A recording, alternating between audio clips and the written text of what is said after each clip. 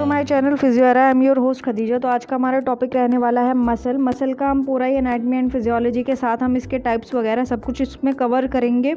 तो इस वीडियो को एंड तक ज़रूर देखें। जो पहली दफ़ा इस चैनल पर आए हैं वो सब्सक्राइब करे बिना ना जाएँ। और इसी के साथ हम अपने टॉपिक की तरफ बढ़ते हुए, तो मसल हमारा जो है क्या है वो हम इसमें अच्छे से डीपली डिस्कस करेंगे। So muscle are specialised body part that produce movement and locomotion in human body. Muscle हमारा जो है स्पेशलाइज्ड बॉडी पार्ट है। स्पेशलाइज्ड यानी ये ऐसा बॉडी पार्ट है जो जिसको एक स्पेशल वर्क दे दिया गया है हमारी बॉडी के अंदर। वो वर्क क्या है कि मूवमेंट को प्रोड्यूस करना, लोकोमोशन को प्रोड्यूस करना ह्यूमन बॉडी के अंदर। तो ह्यूमन बॉडी में जितने भी मूवमेंट हो रहे हैं, जितना भी लोकोमोशन हो रहा है, वो किसकी वजह से हो रहा है? मसल की वजह से हो रहा है। सपोज़ अगर मैं बोल भी रही हूँ या मैं खा रही हूँ या ये मेरी फिंगर्स जो चल रही हैं इस वक्त बोलते हुए, तो ये सारा काम जो करवा रही हैं हमारी मसल करवा रही हैं। ठीक है, तो मसल का काम क्या है? आपकी बॉडी में मूवमेंट और लोकोमोशन प्रोड्यूस करना। Second point is it is made up of muscle tissue and muscle tissue is made up of muscle cells which in turn consist of several myofibrils. तो muscle जो है आपका, muscle tissue जो है वो muscle cell से बना हुआ है और मसल सेल के अंदर क्या पाए जाते हैं? मायोफाइब्रल्स पाए जाते हैं। ठीक है, अगर हम मसल का स्ट्रक्चर देखेंगे या मसल का टिश्यू देखेंगे तो मसल का टिश्यू जो है वो मसल की सेल्स से बना हुआ होता है और मसल की सेल्स जो हैं वो किस में टर्न हो जाती हैं? मायोफाइब्रल्स में। ठीक है, मायोफाइब्रल्स या मायोसाइट्स में। तो ये आपका बेसिक एक इंट्रो था, जस्ट डेफिनेशन। अब देखते हैं properties of muscle tissue. Muscle tissue का प्रॉपर्टीज़ क्या क्या रहेगा। तो हमारा जो मसल टिश्यू है उसका प्रॉपर्टीज़, उसमें क्या क्या हमें देखने मिलेगा, मसल हमारा क्या क्या करवा रही है बॉडी के अंदर। तो सबसे पहला जो वर्क है, जो मेनली वर्क है, उसके वो 4 याद रखने हैं आपको। एक्साइटेबिलिटी, कॉन्ट्रैक्टिबिलिटी, एक्सटेंसिबिलिटी और इलास्टिसिटी। तो इनमें सबसे पहले हम देखते हैं एक्साइटेबिलिटी। एक्साइटेबिलिटी का मतलब क्या होता है कि ability to respond to stimuli, यानी अगर बाहर से कोई स्टिमुली आती है, बाहर से कोई मैसेज आता है या आपको कोई टच कर रहा है, तो उसको लेकर के जो आपका रेस्पॉन्स होता है वो आपका कहलाता है एक्साइटेबिलिटी। सपोज आपकी आइज़ वाली जो मसल है ना, वो आइज़ को ब्लिंक करने में हेल्प करती हैं।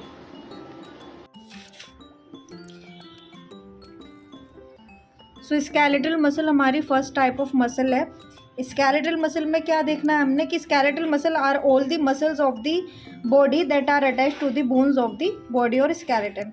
यानी स्केलेटल मसल वो सारी मसल्स होती हैं जो हमारी बोन्स से अटैच्ड होती हैं या फिर हमारे स्केलेटन से अटैच्ड होती हैं। यानी जितनी भी हमारी बॉडी में बोन्स है उनसे कुछ जो मसल अटैच हो रही हैं वही मसल स्केलेटल मसल होंगी। So next point is contraction of these muscle permit movement of the extremities, the eyeballs, tongue, chest cavity and much more. So जो contraction है मसल्स का, ठीक है, वो मूवमेंट कहाँ करवा रहा है कि मसल कॉन्ट्रैक्ट हो रही है और वो मूवमेंट करा रही है। मूवमेंट किस किस जगह पर करा रही है? एक्सट्रीमिटीज़ यानी आपके दोनों हाथ और आपके दोनों पैर जो है अपर और लोअर, ये आपकी एक्सट्रीमिटीज़ होती हैं, अपर एक्सट्रीमिटी एंड लोअर एक्सट्रीमिटी। तो यहाँ पर जितने भी मूवमेंट हो रहे हैं वो मसल कॉन्ट्रैक्शन की वजह से हो रहे हैं। ऐसे ही आपकी आई बॉल, जैसे आप अपनी आई बॉल को मूव करते हो इनवर्ड और आउटवर्ड, अपवर्ड, डाउनवर्ड, तो ये सारे मूवमेंट जो करा रही हैं ये आपकी मसल करा रही हैं। तो नेक्स्ट आपकी टंग में जो मूवमेंट हो रहा है, ठीक है, और आपकी चेस्ट कैविटी यानी आपकी चेस्ट रेस्पिरेशन के दौरान इनहेल और एक्सहेल में जो ऊपर और नीचे होती है वो सब मसल कॉन्ट्रैक्शन की वजह से हो रहा है movement.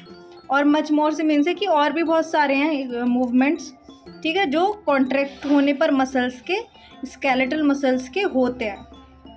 These muscle are also called voluntary muscles। यानी ये जो मसल्स हैं इनको वॉलेंट्री भी बोलते हैं। वॉलेंट्री मसल वो मसल होती हैं जो आपके कंट्रोल के अंदर होती हैं, यानी जिन मसल को आप अपने कंट्रोल में रख सकते हो उसके अकॉर्डिंगली आप उनसे मूवमेंट ले सकते हो। सपोज़ ये हमारी सारी फिंगर्स में जो बोन्स हैं उनसे जुड़ी हुई मसल जो है वो हमारी स्केलेटल मसल है और ये सारी मसल को हम अपने अकॉर्डिंगली मूव कर सकते हैं। सपोज़ अगर हमें पेन पिक करना है तो हम इन मसल्स को अपने अकॉर्डिंगली, अपने विश के हिसाब से पेन को पिक कर सकते हैं और पेन को ड्रॉप भी कर सकते हैं। तो ये वॉलेंट्री मसल कहलाएंगी जिन पे हमारा कंट्रोल होगा। सो अब इस स्केलेटल मसल का हम स्ट्रक्चर देख लेते हैं। स्ट्रक्चर क्या है स्केलेटल मसल का? ये ग्रॉस स्ट्रक्चर है, यानी जब आप बाहर से देखोगे मसल को, किसी भी मसल को जो आप नेक्ड आइज से देख रहे हो, तो आपको कुछ स्ट्रक्चर्स होंगी जो इजीली आपको दिख सकती हैं। एंडोमाइसियम, पेरीमाइसियम और एपीमाइसियम। तो एपीमाइसियम से लेके चलते हैं हम नीचे से। एपीमाइसियम जो होती है वो आपके पूरे मसल फाइबर को रैप करे रखती है, यानी पूरा मसल फाइबर है उसके ऊपर की जो कवरिंग है वो एपीमाइसियम होगी। और फेसिकल्स या फेसिकल बंडल जो आएंगे उनको इकट्ठा रखने में किसका, या फिर उनकी जो कवरिंग होगी वो क्या होगी, पेरीमाइसियम। और एंडोमाइसियम जो होगा जो मसल फाइबर की को रैप करे रखेगी, एंडोमाइसियम। अब डायग्राम के थ्रू हम इसे देख लेंगे, पर पहले ये सार्कोप्लाज्मिक रेटिकुलम एक स्ट्रक्चर है वो और देख लेते हैं। अब जो माइक्रोफाइब्रिल्स हैं उनके ऊपर एक जाल सा बना हुआ होता है, ठीक है, वो होता है सार्कोप्लाज्मिक रेटिकुलम का। अब ये डायग्राम के थ्रू देख लेते हैं।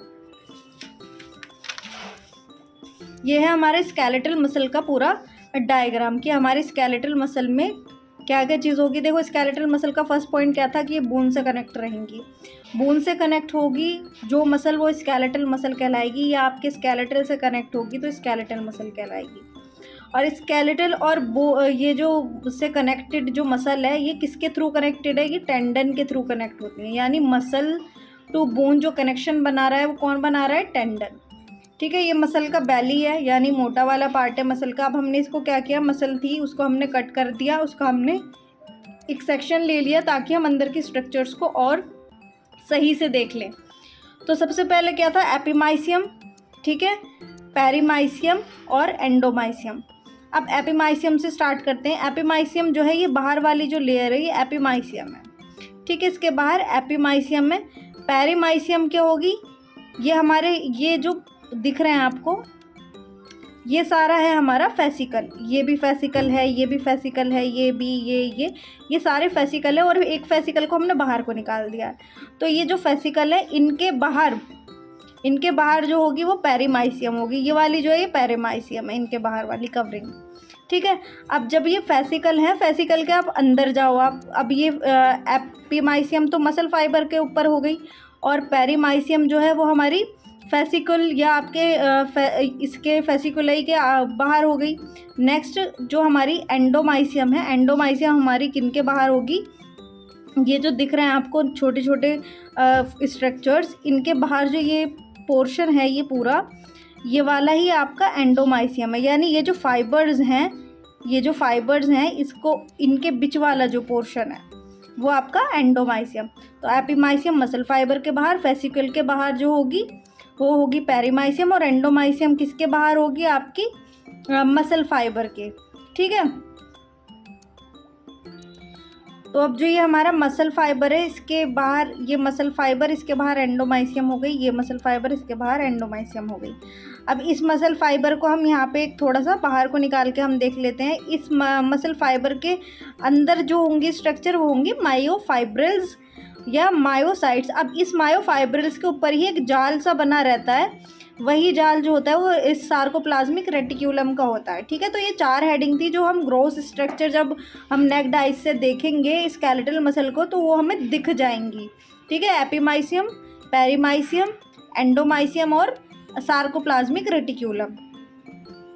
तो नेक्ड आइज से तो हम ये सब देख पा रहे थे, लेकिन माइक्रोस्कोप के ज़रिए हमारे जो माइक्रोफाइब्रिल्स था उसके अंदर का स्ट्रक्चर्स हम देख सकेंगे। तो मायोफाइब्रिल्स जो है हमारे उसके अंदर क्या होंगे, 2 तरह के प्रोटीन फिलामेंट मिलेंगे, ठीक है। 2 तरह के प्रोटीन फिलामेंट कौन से, ये हमारा पूरा मायोफाइब्रिल है, ये वाला जो हमारे मसल फाइबर से निकला है वो हमारा मायोफाइब्रिल है, ये मायोसाइट है।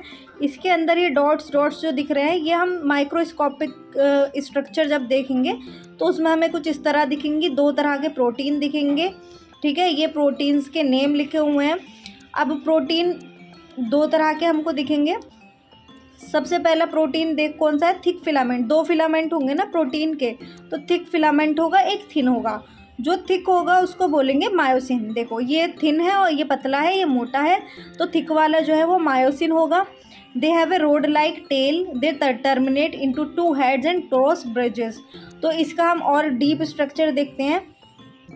सो ये एक्टिन मायोसिन थे, थिक और थिन फिलामेंट। अब इसमें मायोसिन जो होगा वो थिक फिलामेंट होगा, सार्कोमेयर का ये पूरा एक सार्कोमेयर बना देंगे दोनों इकट्ठा, ठीक है।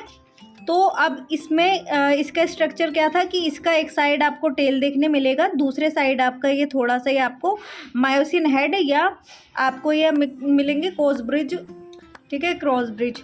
अब ये जो मायोसिन का हेड है, ये मायोसिन का हेड ही एक्टिन से आकर के क्या करेगा, कनेक्ट होगा या इंटैक्ट होगा। तो एक्टिन से मायोसिन हेड आगे जुड़ेगा और एक्टिन के किस पार्ट से जुड़ेगा, एक्टिन का जो ये एक्टिव साइट है यही जुड़ेंगी मायोसिन के हेड से, ठीक है। नेक्स्ट है हमारा थिन फिलामेंट। थिन फिलामेंट हमारा कौन सा था, थिन फिलामेंट था हमारा एक्टिन। तो थिन फिलामेंट में ये प्राइमरी कंपोज्ड ऑफ प्रोटीन, ये कौन से प्रोटीन से बना हुआ है थिन फिलामेंट, एक्टिन से, ठीक है। That coiled helical structure that resembles twisted strands of pulse. ये क्या होगा, हेलिकल स्ट्रक्चर होता है एक हमारा, जैसे डीएनए का हमारा स्ट्रक्चर जो था वो हेलिकल था, हेलिकल यानी इस तरह से था हमारा स्ट्रक्चर डीएनए का, ठीक है। तो ये हेलिकल स्ट्रक्चर के तौर पे आपको देखने मिलेगी एक्टिन। एक्टिन के दो कुछ स्ट्रैंड्स होंगे, जैसे कि दो पर्ल्स यानी आपके जो मोती होते हैं वाइट कलर के, वो पर्ल्स होते हैं। तो अगर दो पर्ल्स के हम एक चेन में, एक थ्रेड में दो पर्ल डालें, एक में एक पर्ल डाला, दूसरी में भी बहुत सारे पर्ल्स डाल दिए, अब उन पर्ल्स को जो हम ट्विस्ट कर दें तो वो कुछ इस तरह से पैटर्न में आ जाएंगे। तो ये पैटर्न जो होगा आपके एक्टिन्स का होगा, एक एक्टिन का लेयर ये आ रहा है, एक ये आ रहा है, तो ये ऐसे क्रॉस में चले जाएंगे, तो ये हेलिकल स्ट्रक्चर कहलाएगा पल्स का। इस तरह से इसको देखने मिलेगा। ट्रोपोमायोसिन एक स्ट्रक्चर होगी, ये रही। ये ट्रोपोमायोसिन जो स्ट्रक्चर है ये रोड शेप होगी, यानी ये रोड के जैसे शेप के ये येलो येलो ये स्ट्रक्चर्स हैं। ये स्पाइरल यानी इनको क्या करे होगा, स्पाइरली इसको एक्टिन को स्टेबलाइज करे रखेगा, इसके चारों तरफ घूमा हुआ मिलेगा आपको। नेक्स्ट आपका आता है ट्रोपोनिन। ट्रोपोनिन का क्या है, ये कॉम्प्लेक्स पॉलीपेप्टाइड्स हैं, यानी इसके जो ये कॉम्प्लेक्स पॉलीपेप्टाइड का बना हुआ है। इसमें एक जो होगा ये तीनों हैं। अब तीन में से एक जो होगा वो एक्टिन से आके जुड़ेगा, ये तीन है, इनमें से एक एक्टिन से जुड़ा हुआ होगा, इनमें से एक जो है ये ट्रोपोमायोसिन के साथ जुड़ा होगा और एक ये वाला जो है ये कैल्शियम आयंस के साथ जुड़ेगा। अब इन सब का क्या, ये सारी स्ट्रक्चर्स जो हैं ये आपकी हेल्प करेंगी कॉन्ट्रैक्शन में मसल के, ठीक है। एक्टिन और मायोसिन कैसे कनेक्ट होंगे वो सब अभी हम देखेंगे। दोनों जो आपकी ट्रोपोमायोसिन और ट्रोपोनिन हैं वो किस में हेल्प करेंगे, एक्टिन को इंटरेक्ट करने में मायोसिन के साथ। कब, जब कॉन्ट्रैक्शन हो रहा होता है, जब आपकी मसल में कॉन्ट्रैक्शन हो रहा होता है, यानी आपके जब एक्टिन और मायोसिन एक दूसरे से इंटरेक्ट कर रहे होते हैं तो ट्रोपोनिन और ट्रोपोमायोसिन जो है इस प्रोसेस में हेल्प करते हैं। अब जो ये स्ट्रेटिएशंस आप देखते हो, स्केलेटल मसल जो है उन पे क्या होती है, धारियाँ होती हैं, स्ट्रेटिएशंस पड़ी हुई होती हैं। अब ये स्ट्रेटिएशंस का जो अरेंजमेंट है ये आपको क्यों दिखता है स्केलेटल मसल में, वो इसलिए दिखता है कि आपके जब थिक फिलामेंट यानी एक्टिन और मायोसिन जो आपके एक साथ मायोफाइब्रिल में इनका जो पैटर्न है उस पैटर्न की वजह से आपको ये स्ट्रेटिएशंस देखने मिलती हैं, ठीक है। अब इसका थोड़ा सा यहाँ पे आपको इतना क्लियर नहीं हुआ होगा, एक हम एग्जाम्पल के तौर पे इसको समझ लेंगे, ठीक है।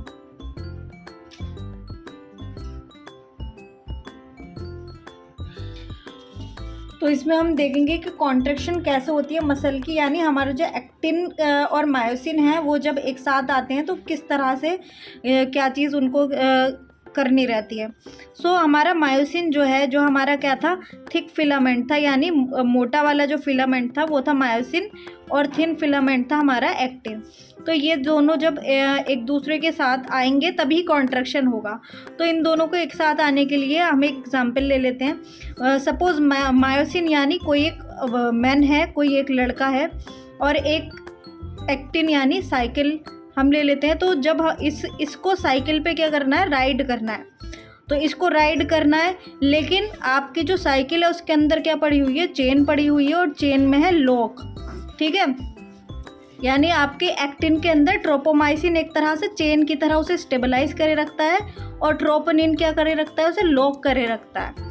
तो सबसे पहले हमें तो लॉक खोलना होगा, तभी जा कर के हमारा साइकिल क्या होगा, हमारा चल पाएगा। यानी मायोसिन एक्टिन के पास तब आ पाएगा जब ये लॉक ओपन हो जाए। तो हमारे कैल्शियम से एक, हमारे 3 मॉलिक्यूल्स थे, ठीक है, उनमें से कैल्शियम से बाउंड होता था। तो एक हमने कैल्शियम से बाउंड, अब हमारा कैल्शियम क्या है, की है एक तरह की। तो जो साइकिल है, जो कि चेन के ज़रिए इसमें एक लॉक पड़ा हुआ है, तो इसमें हम क्या लगाएंगे, की लगाएंगे, ठीक है। की यानी ये कैल्शियम। तो कैल्शियम आया, वो ट्रोपोनिन से क्या हुआ, उसके साथ वो क्या हो गया, ऐड ऑन हो गया, उसके साथ वो चला गया। देन हमारा क्या होगा, जब हमने की में लॉक डाल दिया तो हमारा चेन रिलीज़ हो जाएगी, यानी हमारा ट्रोपोमायोसिन क्या होगा, वो रिलीज़ हो गया। अब जब ट्रोपोमायोसिन रिलीज़ हो गया, अब एक्टिन और मायोसिन, यानी अब जो ये लड़का है वो साइकिल पर आराम से राइड कर सकता है। तो एक्टिन और मायोसिन फिर आकर के वो मिल जाते हैं और कॉन्ट्रैक्शन पॉसिबल हो जाती है मसल के अंदर। सो कॉन्सेप्ट क्या था कि एक मैन है, उसे साइकिल जो है वो राइड करनी है, लेकिन उसके पास साइकिल राइड करने के लिए उसने देखा तो एक चैन पड़ी हुई है, लॉक है, एंड देन वो नहीं चला पा रहा है। तो क्या हुआ, हमें उसे लॉक को ओपन करना होगा, यानी हमने उसे लॉक को ओपन किया, देन चैन रिलीज़ हो गई और ये की जो है ये लॉक के साथ आ गई।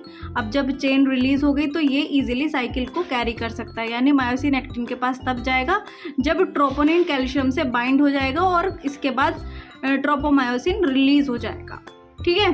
तो फिर एक्टिन मायोसिन आके जुड़ जाएंगे, यानी एक्टिन का एक्टिव साइड मायोसिन के हेड से आके कनेक्ट हो जाता है और कॉन्ट्रैक्शन पॉसिबल हो जाती है।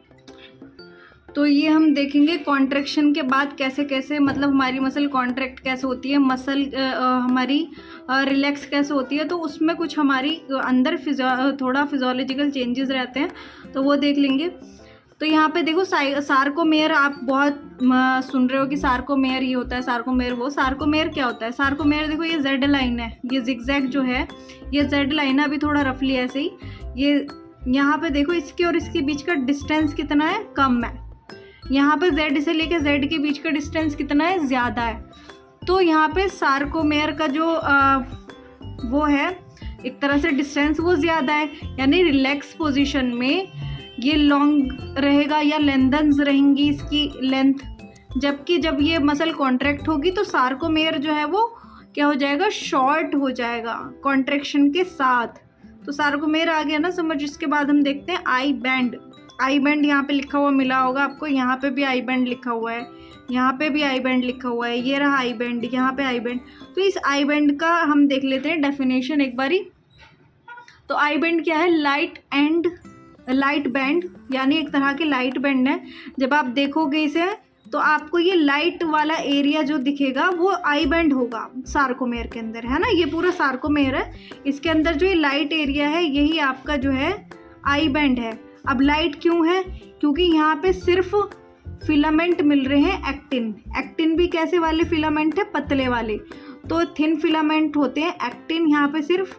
तो वो एरिया आपका लाइट बैंड वाला एरिया कहलाता है, ये आई बैंड कहलाता है, ठीक है। इसमें जो रेड कलर के हैं ना वो सारे एक्टिन है और जो ब्लू कलर के हैं वो मायोसिन है। तो यहाँ पे जहाँ पे सिर्फ और सिर्फ एक्टिन होगा, सिर्फ और सिर्फ एक्टिन होगा, मायोसिन यहाँ पे नहीं दिख रहा है कहीं भी, तो ये वाला एरिया आई बैंड कहलाएगा। आई बैंड को आइसोट्रॉपिक, आई मीन्स आइसोट्रॉपिक, ठीक है। नेक्स्ट आपका आता है जेड डिस्क।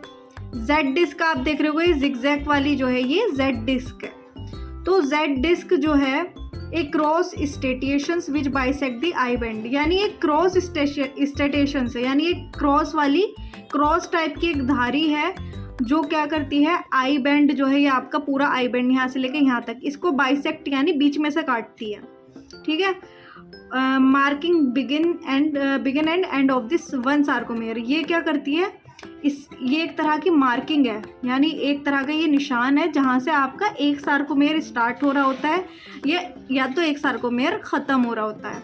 यानी ये सार्कोमेयर ख़त्म हुआ, ये स्टार्ट हुआ, ये ख़त्म हुआ, देन ये वाला स्टार्ट हुआ। ये हमें किससे पता चला, जेड डिस्क से पता चला। तो एक तरह की मार्किंग है।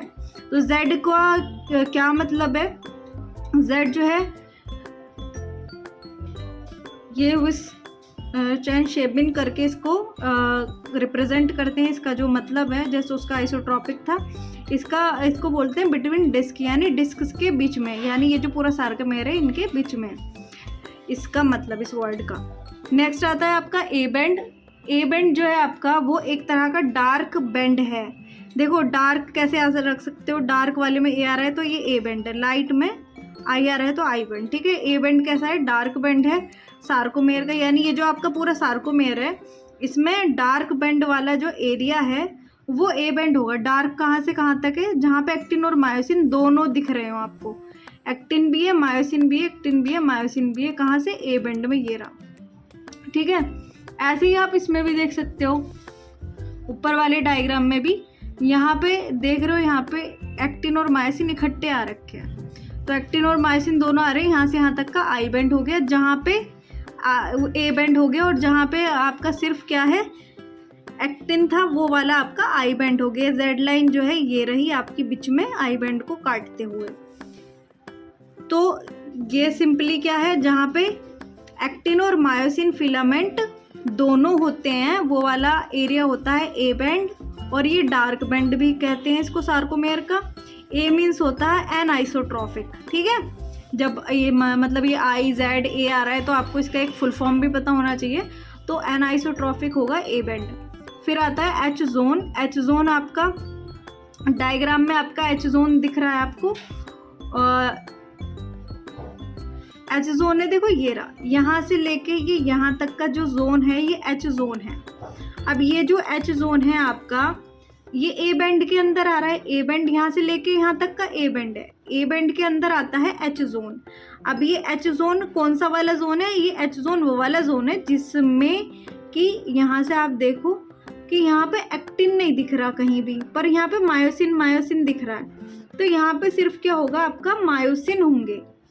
ये ए बैंड का वो एरिया है एच जोन जहाँ पे सिर्फ मायोसिन होंगे। ठीक है, बाकी आपने ए बैंड के बारे में क्या पता था, यहाँ पे एक्टिन और मायोसिन दोनों होंगे, लेकिन ए बैंड में भी एक एरिया ऐसा आ जाता है जहाँ पे सिर्फ मायोसिन मायोसिन प्रेजेंट होते हैं, तो वो एरिया आपका एच जोन होता है। नेक्स्ट आपकी आ गई एम लाइन। एम लाइन क्या है, a fine line in the centre of the H zone या A band which connect myosin filament, या तो ए बैंड बोल दो। ठीक है, यहाँ से लेके यहाँ तक का, यहाँ से लेके यहाँ तक का ए बैंड बोल दो या बोल दो एच जोन। इन दोनों के बीच में एक लाइन आ रही है उसको हम बोलते हैं एम लाइन। ठीक है, जो कि सिर्फ किससे कनेक्टेड है, ये वाले कौन से बैंड है, ये मायोसिन है, ये मायोसिन है, रेड वाला एक्टिन है, तो ये वाले एम लाइन किसको कनेक्ट कर रही है, सिर्फ मायोसिन को कनेक्ट कर रही है। ठीक है, तो मायोसिन फिलामेंट इस जगह पे मिलेंगे कनेक्ट होते हुए, और एक बीच में जो लाइन आ रही होगी फाइन लाइन वो आपकी एम लाइन होगी। एम को क्या बोलते हैं, एम को ये लिखा हुआ है मिडल शेबी और या फिर मिडल डिस्क। ठीक है, ये इसका एक तरह से फुल फॉर्म है। तो ये आपके पूरे कॉन्ट्रैक्शन और रिलैक्सेशन के टाइम पे देख सकते हो आप, है ना, कि आई बैंड यहाँ पे बड़ा है रिलैक्सेशन में, ए बैंड वाले एरिया में एक्टिन और मायोसिन, ये ए बैंड छोटा हो गया, है ना, आई बैंड बड़ा हो गया। अब यहाँ पे जब आप आओगे मसल कॉन्ट्रैक्शन में तो आई बैंड छोटा हो जाएगा, ए बैंड बड़ा हो जाएगा। तो इस तरह से चेंजेस आएंगे मसल रिलैक्स में और कॉन्ट्रैक्शन में। अब कॉन्ट्रैक्शन में क्या था कि सार्कोमेयर जो है यहाँ से लेकर यहाँ तक की उसकी लेंथ छोटी हो गई, लेकिन रिलैक्स वाले में क्या था, सार्कोमेयर की जो लेंथ थी वो बड़ी हो गई। यहाँ पे जब एच जोन भी यहाँ पे बड़ा है, कॉन्ट्रैक्शन में एच जोन आपका छोटा रहेगा। तो ये सारी चीज़ें होंगी, अगर आप ये भी ऐड ऑन कर देते हो, आपको एग्जाम टाइम पे डायग्राम के थ्रू ये याद रह जाती है, तो आप ये भी मेंशन कर सकते हो। ठीक है, सो नेक्स्ट है हमारा मसल कॉन्ट्रैक्शन। तो हमारी स्केलेटल मसल जो है वो दो टाइप के कॉन्ट्रैक्शन दिखाती है। दो टाइप के कॉन्ट्रैक्शन क्या होंगे, हमारा आइसोटोनिक कॉन्ट्रैक्शन और आइसोमेट्रिक कॉन्ट्रैक्शन। ठीक है, ये डायनामिक होगा, यानी इसमें डायनामिक से मतलब है कि इसमें कोई ना कोई मूवमेंट आपको देखने ज़रूर मिलेगा, यानी ये वाला कॉन्ट्रैक्शन कब दिखेगा, मूवमेंट के टाइम पे दिखेगा। आइसो यानी सेम, टॉनिक यानी टेंशन, यानी मसल का जो टोन है वो आपको यहाँ पे सेम देखने मिलेगा। ठीक है, तो टेंशन रिमेन्स अनचेंज। टेंशन यहाँ पे आपको मूवमेंट जब आप हो रहा होगा उसमें टेंशन आपको नहीं देखने मिलेगी। इसमें मसल जो है वो लेंथन होगी, यानी मसल की लेंथ घटेगी भी बढ़ेगी भी। ठीक है, मसल की लेंथ घटेगी बढ़ेगी। तो एक इसमें दो तरह के होंगे, एक वो कॉन्ट्रैक्शन जिसमें मसल लेंथ आपकी कम हो रही हो, एक वो कॉन्ट्रैक्शन जिसमें मसल लेंथ ज़्यादा हो रही हो। तो इस बेसिस पे कोसेंट्रिक और इसेंट्रिक दो टाइप के आइसोटोनिक कॉन्ट्रैक्शंस होते हैं। कोसेंट्रिक कॉन्ट्रैक्शन में मूवमेंट देखो आप ऊपर को हो रहा है, यानी ये आपके हाथ है और हाथ को जब आप ऐसे ऊपर को लेके जाते हो, डंबल्स वगैरह पुट करके ऊपर को लेके जाना, तो ये वो वाला मूवमेंट दिखाया हुआ है कि जब आपका हाथ आप ऊपर लेके जाते हो, शोल्डर की तरफ को लेके जा रहे हो, तो मसल का क्या साइज़ क्या हो रहा है, कम हो रहा है, मसल शॉर्ट हो रही है, ठीक है। वो कॉन्ट्रैक्शन कहलाएगा कोसेंट्रिक कॉन्ट्रैक्शन। एक कॉन्ट्रैक्शन क्या होगा, जब आप वापस से शोल्डर से दूर हाथ लेके जा रहे हो, तो वो कॉन्ट्रैक्शन होगा इसेंट्रिक कॉन्ट्रैक्शन। इसमें मूवमेंट नीचे की तरफ होगा और आपकी जो मसल है वो क्या होगी, लेंथन, यानी उसकी लेंथ इंक्रीज हो जाएगी। एक कॉन्ट्रैक्शन ये हो गया। नेक्स्ट कॉन्ट्रैक्शन होगा आपका आइसोमेट्रिक कॉन्ट्रैक्शन। आइसोमेट्रिक कॉन्ट्रैक्शन क्या है, स्टैटिक, यानी इस कॉन्ट्रैक्शन में तो मूवमेंट आपको दिख रहा था, ऊपर हुआ नीचे हुआ, लेकिन इसमें कोई मूवमेंट आपको देखने नहीं मिलेगा। आइसो यानी सेम, मैट्रिक यानी लेंथ, लेंथ जो है वो सेम रहेगी। अब मसल जनरेट फोर्स, मसल जो है फोर्स जनरेट करेगी, मसल में जो है फोर्स तो जनरेट करेगी, मसल फोर्स तो लगाएगी, लेकिन उसमें लेंथ जो है मसल की वो नहीं चेंज होगी, वो अनचेंज्ड रहेगी। Force in the muscle increase, muscle में जो फोर्स है वो भी इंक्रीज होगी। यहाँ पे क्या था, फोर्स जनरेट होगी और लेंथ नहीं बदली जाएगी। यहाँ पे क्या है, फोर्स जो है मसल के अंदर वो बढ़ेगी, मसल जो है वो शॉर्ट भी नहीं होगी, अनेबल टू शॉर्टन। जैसे कि एग्जाम्पल के तौर पे पुशिंग ए वॉल, अगर आप वॉल को ऐसे क्या करते हो, पुश करते हो, जब आप वॉल को पुश कर रहे होते हो और अपने हाथ आप सीधे रखते हो, तो उस टाइम पे क्या होता है कि आपका जो मसल है उसमें कोई मूवमेंट तो नहीं हो रहा है, यानी ना तो ऊपर ना नीचे मूवमेंट तो नहीं हो रहा है, लेकिन क्या होगा, मसल कॉन्ट्रैक्ट हो जाएगी और उसका लेंथ शॉर्ट नहीं होगा। या मान लो आप सीधे आपने हाथ कर रखे हैं और उसमें ले रखे हैं आपने डंबल्स, यानी आप ना हाथ ऊपर उठा रहे हो ना हाथ नीचे लेके जा रहे हो, स्टैटिक मूवमेंट है, तो मसल कॉन्ट्रैक्शन क्या होगा, नो मसल कॉन्ट्रैक्शन प्रेजेंट होगा देन, ठीक है। मसल आपकी कोई मूवमेंट नहीं करेगी, पर उसे जब आप चेक करोगे ना टच करके, तो उसमें एक कॉन्ट्रैक्शन सा, एक टेंशन सी मौजूद होगी, ठीक है। तो ये लेक्चर यही ख़त्म होता है हमारा मसल का। स्केलेटल मसल हम इसमें कवर कर चुके हैं टाइप्स में से। अभी दो जो हमारी मसल्स हैं, स्मूथ एंड कार्डिक, वो हम नेक्स्ट में कवर करेंगे, इसका पार्ट 2, ठीक है। तो इस वीडियो को देखने के बाद उस वीडियो को ज़रूर देखें, आपको मसल्स का पूरा कॉन्सेप्ट क्लियर हो जाएगा। And thanks for watching. Thank you.